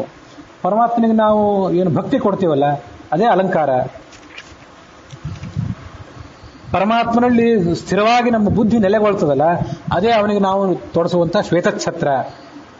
ಉತ್ತಮ ಜ್ಞಾನ ನಿತ್ಯ ನಮ್ಮಲ್ಲಿ ಪ್ರಜ್ವಲಿತ ಆಗಬೇಕಾದಂಥ ಜ್ಞಾನವೇ ದೀಪ. ಪರಮಾತ್ಮನ ಗುಣಗಳನ್ನು ವರ್ಣಿಸುವುದೇ ಮಂಗಳಾರತಿ. ಮೊನ್ನೆ ಇದನ್ನು ಹೇಳಿದೆ ಒಂದು ದಿವಸ ನಾನು ಕೂತ್ಕೊಂಡಾಗ. ಮಂಗಳಾರತಿ ಅಂದರೆ ಪರಮಾತ್ಮನಿಗೆ ಆರತಿ ಮಾಡ್ತೀವಲ್ಲ 3 ಸರಿ, ನಾನಾ ಥರದ ಆರತಿಗಳು, ಕದಲಾರತಿ, ಆ ಆರತಿ, ಈ ಆರತಿ ಅಂತೆಲ್ಲ ಮಾಡ್ತೀವಲ್ಲ. ವಸ್ತುತಃ ಈ ಆರತಿಗಳನ್ನೆಲ್ಲ ಮಾಡುವಾಗ ಪರಮಾತ್ಮ ಸಗುಣ ಸಾಕಾರ ನಾನಾ ಥರದ ರೂಪಗಳನ್ನು ಧಾರಣೆ ಮಾಡಿದವನು. ಅವನು ಹೇಗೆ ಪ್ರಕೃತಿಗಿಂತ ಭಿನ್ನ, ಯಾವ್ಯಾವ ರೂಪ ಉಳ್ಳವನು, ಯಾವ್ಯಾವ ರೂಪದಿಂದ ಏನೇನು ಕಾರ್ಯ ಮಾಡ್ತಾನೆ, ಪರಶುರಾಮ ರೂಪದಿಂದ ಏನು ಮಾಡ್ತಾನೆ, ಕೃಷ್ಣ ರೂಪದಿಂದ ಏನು ಮಾಡ್ತಾನೆ, ವೇದವ್ಯಾಸ ರೂಪದಿಂದ ಏನು ಮಾಡ್ತಾನೆ ಅಂತ ಹೀಗೆ ಪರಮಾತ್ಮನ ವಿಭಿನ್ನ ಗುಣಗಳನ್ನು ಆಲೋಚನೆ ಮಾಡೋದೇನಿದೆಯಲ್ಲ, ಅದೇ ಮಂಗಳಾರತಿ. ಮುಖ್ಯವಾದ್ದು ಇದೇ ಮಂಗಳಾರತಿ. ದೀಪವೇ ಸುಜ್ಞಾನ, ಆರಾರ್ತಿಗಳೇ ಗುಣಕಥನ ಅನ್ನುವಲ್ಲಿಗೆ ಹರಿಕಥಾಮೃತ ಸಾರದ 20ನೇ ಪದ್ಯ. ಒಟ್ಟಾರೆ ಪದ್ಯಗಳಲ್ಲಿ 121ನೇ ಪದ್ಯ. ಹರಿಕಥಾಮೃತ ಸಾರವನ್ನು ಸಂಗ್ರಹ ಮಾಡಲಿಕ್ಕೆ ಕೂತ್ರೆ ಅದರಲ್ಲಿ 20ನೇ ಪದ್ಯ ಇಲ್ಲಿಗೆ ಸಮಾಪ್ತಿಯನ್ನು ಕಂಡಿದೆ.